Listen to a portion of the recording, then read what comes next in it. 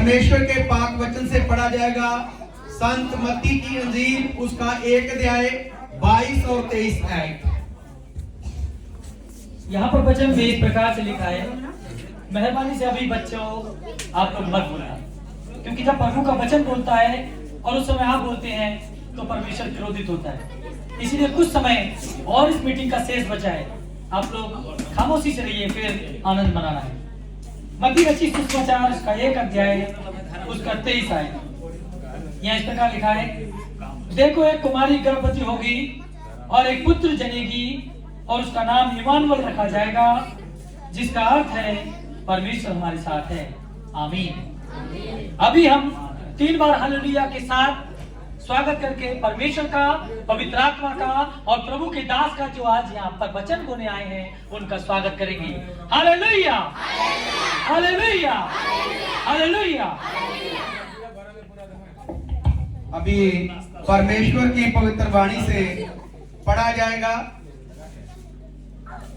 और खुदावंत की वाणी से मैं फिर लेफ्टिनेंट गोविंद को बोलूंगा कि वो लूका की इंजील और उसका 2 अध्याय और उसकी 11 आयत को भी पढ़ दे, जो परमेश्वर के पवित्र कलाम में क्या लिखा है। आप लोग अपना मन लगाकर सुनिए, परमेश्वर का वचन आज आपको क्या कह रहा है। अभी हम 2 की 11 और यहाँ पर लूका रचित सुसमाचार 2 अध्याय उसकी 11 आयत में इस प्रकार लिखा है कि आज दाऊद के नगर में तुम्हारे लिए एक उद्धारकर्ता जन्मा है और यही मसीह प्रभु है। आमीन। हालेलुया। ये 2 वचन जो पढ़े गए हैं कि देखो एक कुंवारी गर्भवती होगी और वो पुत्र को जन्म देगी और उसका नाम रखा जाएगा यीशु मसीह, और जिसका अर्थ है उद्धारकर्ता। और दूसरी जगह पर लिखा है कि दाऊद के नगर में एक बालक उत्पन्न हुआ है, जिसका नाम क्या है? यीशु मसीह, और वो एक राजा है। सचमुच प्रभु यीशु मसीह का जन्म बहुत ही महत्वपूर्ण है, क्योंकि यीशु मसीह का जन्म परमेश्वर पिता की योजना के द्वारा हुआ था, और यीशु मसीह का जन्म माता मरियम कुंवारी के द्वारा हुआ।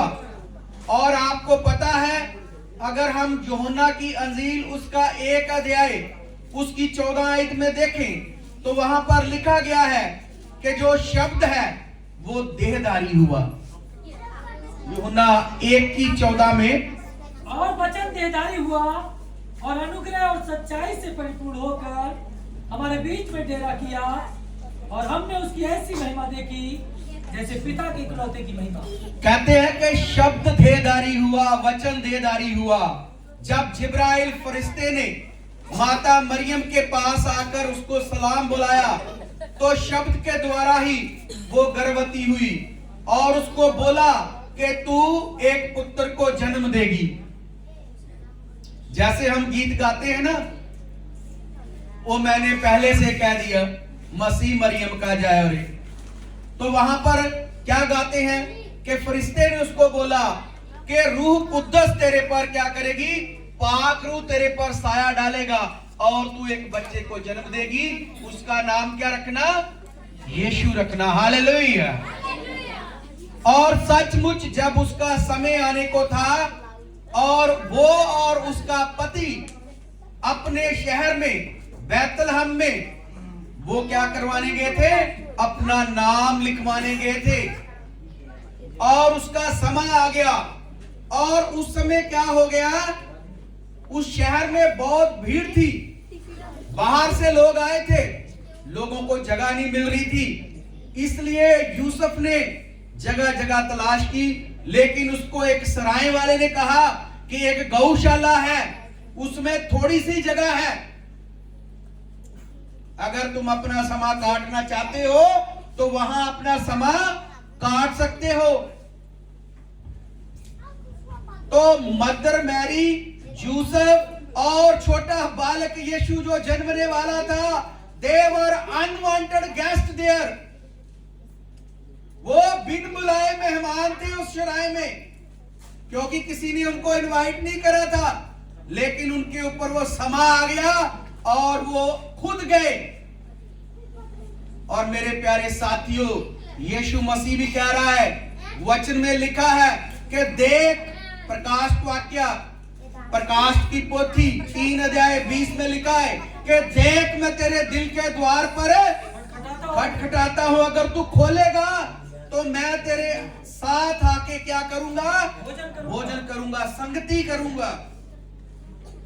उस समय जो सराय उनको मिली, वहां पर ये नहीं था कि उनके लिए कोई रिजर्वेशन थी, उनके लिए कोई बुकिंग नहीं हुई थी, उनके लिए कोई कोटा नहीं था। वो ऑर्डिनरी साधारण जगह थी। यहां पर यीशु और उसकी माता और यूसुफ बैठे और उन्होंने समा काटा। लेकिन एक बात आप समझिए कि परमेश्वर के वचन में क्या लिखा है कि परमेश्वर ने स्वर्गदूतों को ये बात कही। अगर स्वर्गदूतों को क्या कहता है कि वो लोग कहां थे? स्वर्गदूत आकाश में परमेश्वर की महिमा कर रहे थे और उनको खुदावंद ने हुक्म दिया। और सबसे पहले वो किसके पास गए? बताइए। चरवाहों के पास। Hallelujah, hallelujah. सबसे पहले उन्होंने चरवाहों को जाके कहा कि तुम्हारे लिए क्या है? एक मुक्तिदाता, उद्धारकर्ता जन्मा है। और सचमुच मेरे प्यारे साथियों, आज हमें ये समझने की जरूरत है कि हमारे लिए वो उद्धारकर्ता जन्मा है।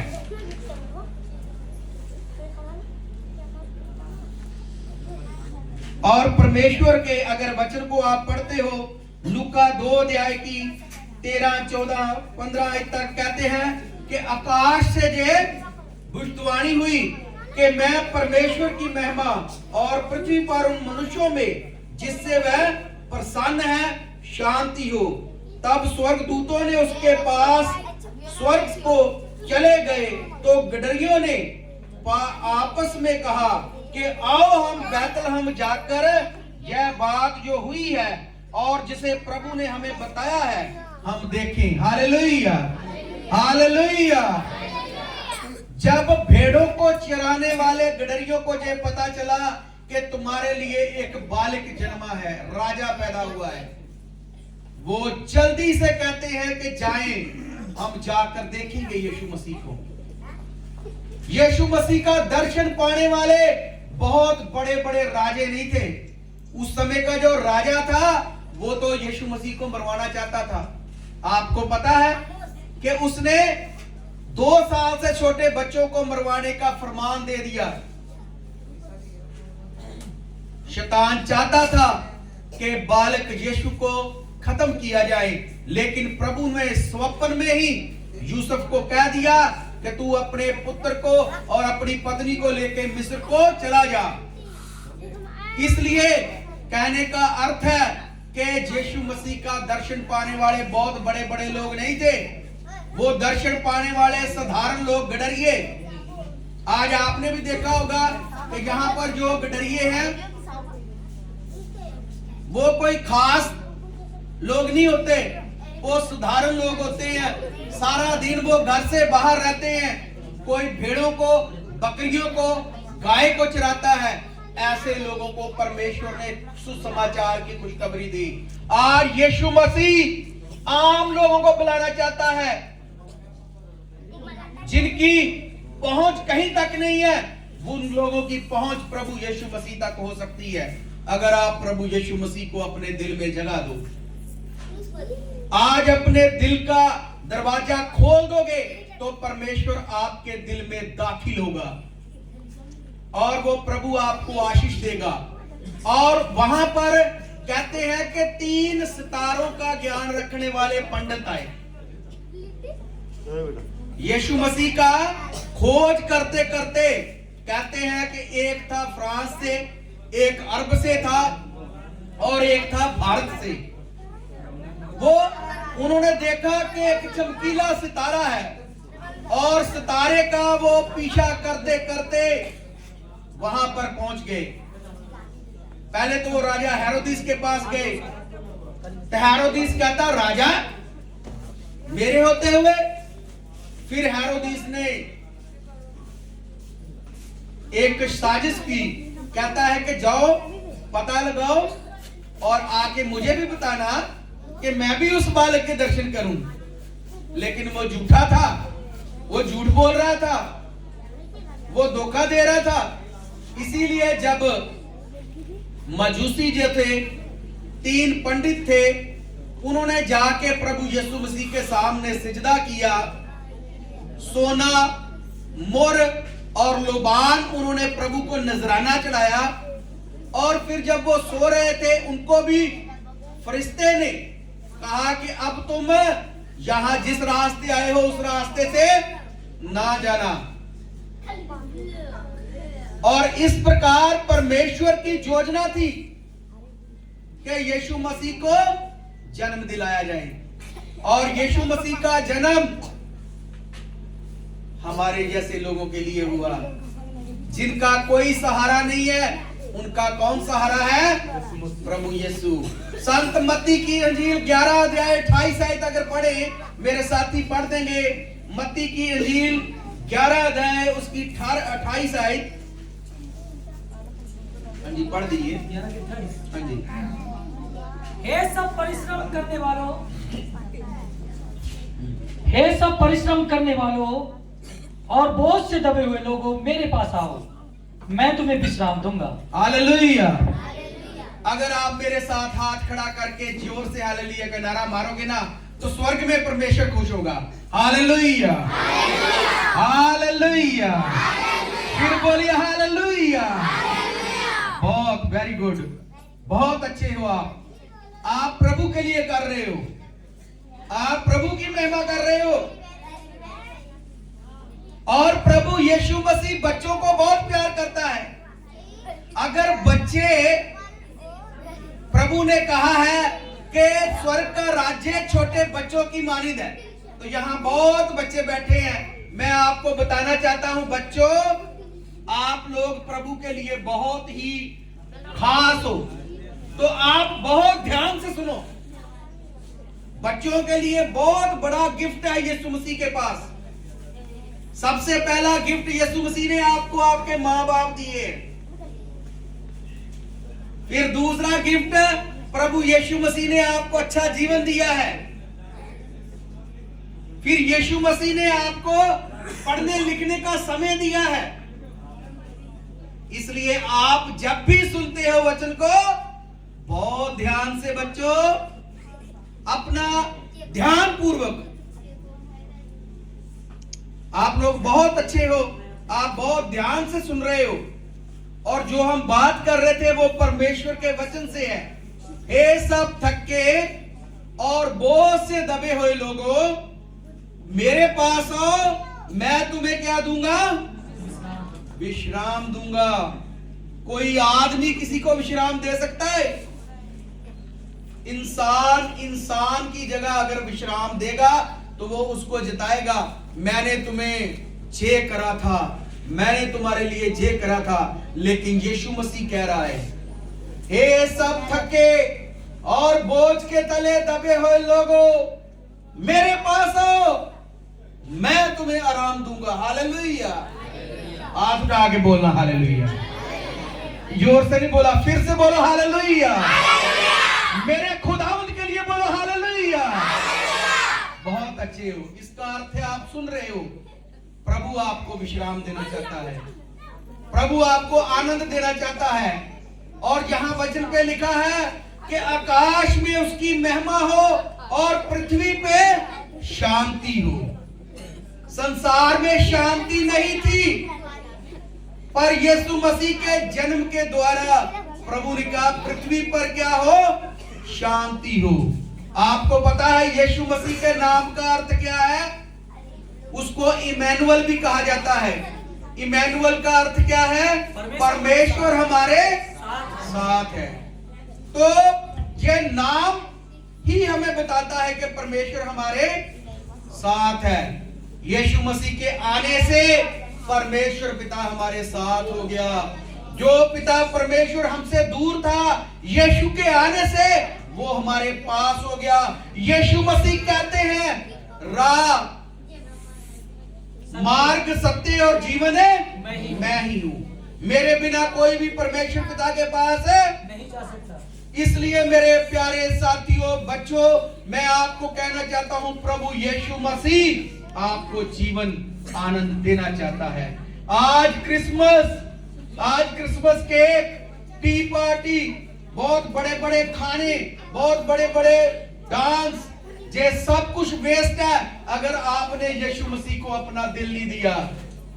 वो लोग अपना हाथ उठाओ जिसने अपना दिल प्रभु को दे दिया है, वो अपना हाथ उठाएं। जिसने नहीं दिया वो ना उठाएं।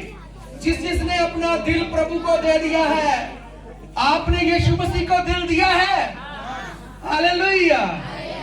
अब नीचे कर लो, जो आज प्रभु यीशु मसीह को जिसने दे दिया है, जिसने पहले नहीं दिया, जो आज कह रहा है प्रभु मैं अपना दिल का दरवाजा खोल रहा हूं, मेरे दिल में दाखिल हो जा, वो अपना दिल देना चाहता है तो वो अपना हाथ खड़ा करे।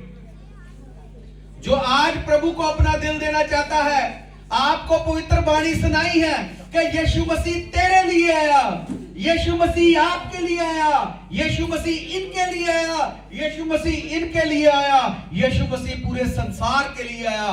और यीशु मसीह का जन्म ही इसलिए हुआ कि जो लोग बोझ के नीचे दबे हुए थे और जिनके ऊपर बहुत कष्ट था, उन लोगों को विश्राम दे सके।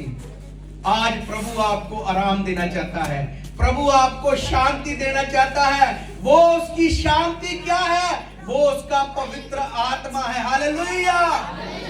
प्रभु यीशु मसीह ने हमें अपना सहायक दिया है, पवित्र आत्मा। आज प्रभु के प्यारे साथ लोगों, जब आप परमेश्वर की संगति में रहोगे, जब आप रेगुलर प्रार्थना भवन में जाओगे, जब आप परमेश्वर के दास से शिक्षा को लोगे, तो आपको प्रभु पवित्र आत्मा का दान देगा और आपके लिए वो सच्चा बड़ा दिन होगा। हालेलुया। वो सचमुच आपके लिए बड़ा दिन होगा, जिस दिन आप अपनी मम्मी को कहोगे कि मम्मी मैंने यीशु मसीह को ग्रहण कर लिया, पापा मैंने यीशु मसीह को दिल दे दिया।